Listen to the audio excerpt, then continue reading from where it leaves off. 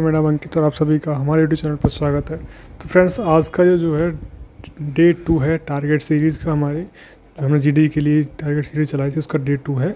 और उस डे 2 में आज हमने आपके लिए कुछ टॉपिक लेके आए हैं जो आपको कवर करने हैं, और कवर करोगे तो आप अच्छा सा बेनिफिट लेके जाओगे यहाँ से, इस चैनल से।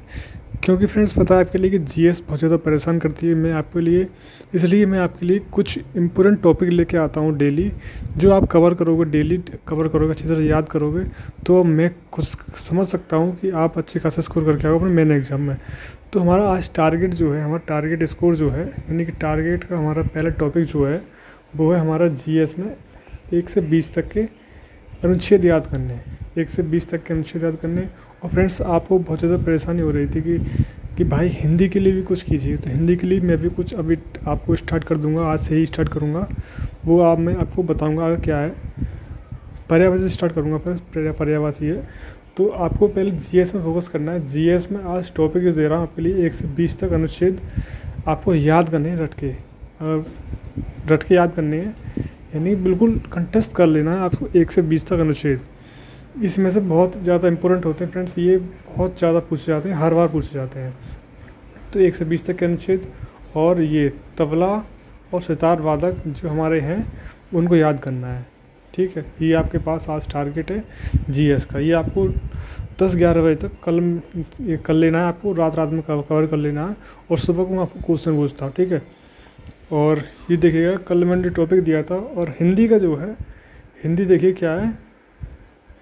हिंदी में है हमारे पास क्या, हिंदी में है हमारे पास पर्यायवाची। तो पर्यायवाची का आज हमारे पास देखो ये है यमुना, यानी कि पर्यायवाची, यमुना का पर्यायवाची कालिंदी होता है, अर्कजा होता है, और रवितन्या होता है। रवितन्या, कृष्णा, कालगंगा, सूर्यसुता, भानुजा, तरणी, तनुजा, अर्कसुता। ठीक है, ये है हमारे पास गंगा के यमुना के पर्यायवाची। और युवती के पर्यायवाची सुंदरी, श्यामा, तरुणी, यौवनवती, रमणी, नवयौवना। और रंग मतलब जिसके पास कुछ नहीं, और निर्धन तो उसकी पर्यायवाची है निर्धन, धनहीन, दरिद्र, कंगाल, अकिंचन। ठीक है, ये जो मैं आपको दिखा रहा हूँ ये बहुत ही मोस्ट इम्पोर्टेंट है फ्रेंड्स, आपको रट लेना है आज में, ठीक है। और नीचे आता है हमारे पास रमणी। रमणी का मतलब होता है फ्रेंड्स अपनी स्त्री, यानी कि स्त्री, नारी। रमणी का मतलब स्त्री, वनिता, नारी, औरत, बामा। ये बहुत इंपॉर्टेंट है, बाबा बहुत पूछा जाता है, हर एग्जाम में बामा पूछा जाता है, तो याद कर लेना आपके लिए। रावण के लिए दसकंद, दशानन, लंकेश, लंकाधिपति, देवेंद्र, दसकंठ और दसवदन। ये हमारे पास रावण के राजा के लिए। नृपति, भूप, महीप, नरेश, नरपति, भूपति, नरेंद्र, सम्राट, महीपति, पृथ्वीपति, पृथ्वीराज। ठीक है। और नीचे आता रात। रात के लिए निशित, रैन, रात्रि, रजनी, छपा, यामिनी, विभावरी, सरवरी, तमी, त्रियामा, तमिस्त्रा, क्षणदा। रात की सब पर्यायवाची है। रजनी बहुत इंपॉर्टेंट है फ्रेंड्स, रजनी और विभावरी, और हमारे पास तमी, सरवरी बहुत है, रात्रि तो है ही बहुत, और ये इम्पोर्टेंट है। और लक्ष्मी के लिए श्री, कमला, रमा, पद्मा, हरिप्रिया, इंदिरा, समुद्रजा।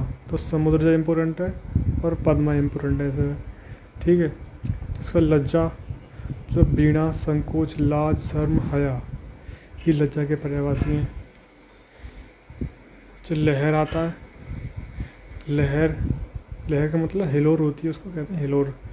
लहर, तरंग, हिलोर, लहरी, ऊर्मी, प्रवाह, वेग, बीची। बीची मतलब जो लहर होती है समुद्र के किनारे, बीच पे जो लहर होती है उसको बीची कहते हैं। वंश, कुल, घराना, खानदान, ये वंश के पर्यायवाची हैं। और फ्रेंड्स, लहर में जो है ना, हिलोर बहुत इम्पोर्टेंट है, हिलोर और ऊर्मी, ये याद कर रखना आपके लिए। और वर्षा के लिए पावस, बरसात, वर्षा काल, चौमासा, बरखा, मेह, वृष्टि, बारिश। ये मैंने फ्रेंड्स आपको बता दिए कुछ इम्पोर्टेंट पर्यायवाची। इसमें इसमें आपको सभी याद करने हैं, लेकिन जो मैंने आपको ज़्यादा इंपॉर्टेंट बताया उन पर ज़्यादा फोकस करना है। जो मैंने आपको गोला कर दिया उसमें ज़्यादा फोकस करना है। जैसे यमुना के जितने भी हैं वो सब याद करने हैं, कोई भी छोड़ना नहीं है।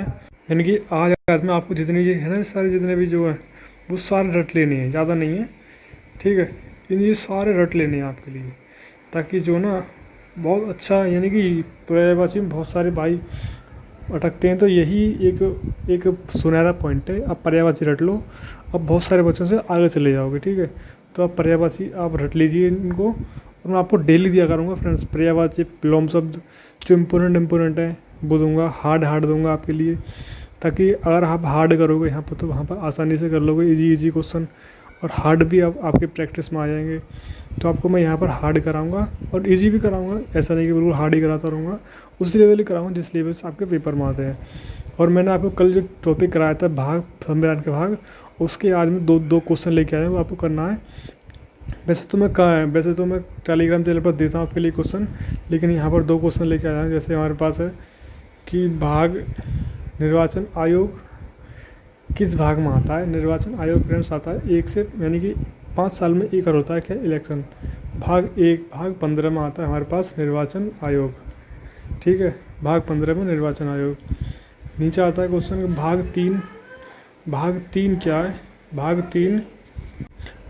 तीन जो होता है फ्रेंड्स वो होता है मौलिक अधिकार।